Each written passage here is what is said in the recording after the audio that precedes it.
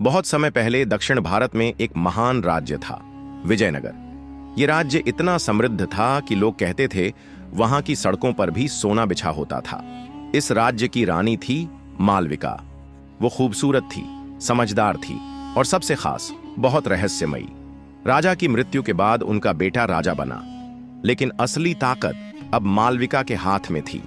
लोग उसे लोहे की रानी कहते थे। एक दिन एक अजनबी संत आया और रानी को एक पर्चा देकर चला गया।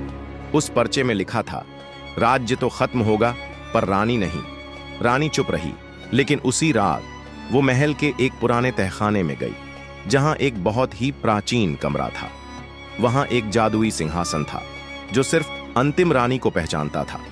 बाहर युद्ध चल रहा था, पर असली खतरा महल के अंदर था। कोई था जो दुश्मनों को खबरें दे रहा था। रानी ने एक चाल चली, एक नकली खजाना तैयार कराया जिसमें युद्ध की झूठी योजना रखी गई। जल्द ही 4 गद्दार पकड़े गए और उनमें से एक था खुद राजगुरु। रानी ने पूछा, तुमने धोखा क्यों दिया? वो बोला, क्योंकि तुम वो शक्ति हो जिसे दुनिया नहीं समझ पाएगी। तुम्हें खत्म करना जरूरी है। रानी ने उसे मारने की जगह उस तहखाने में हमेशा के लिए बंद कर दिया। दुश्मनों ने शहर को घेर लिया था। रानी ने अपने बेटे को गुप्त रास्ते से बाहर भेजा और खुद युद्ध की देवी की तरह तैयार हुई। उस रात पूरे महल में आग लगा दी गई। लोग समझे कि रानी ने जौहर कर लिया, लेकिन सच कुछ और था।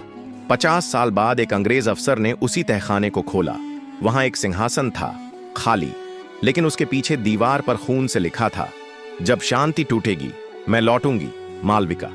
उस अफसर की उसी रात मौत हो गई। उसकी आंखें खुली थीं और होठों पर सिर्फ एक नाम था, मालवा देवी। साल 2025 में एक लड़की थी, आद्या। वो पुरातत्व की छात्रा थी और हम्पी के खंडहरों की खोज कर रही थी।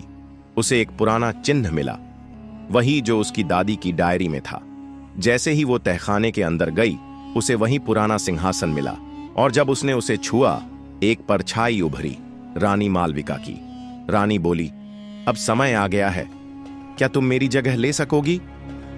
आद्या बेहोश हो गई।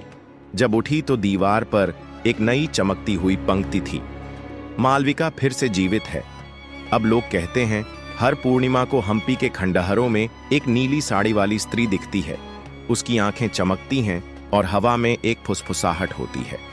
मैं ना मरी हूं, ना मिटूंगी। मैं हूं विजयनगर की अंतिम रानी।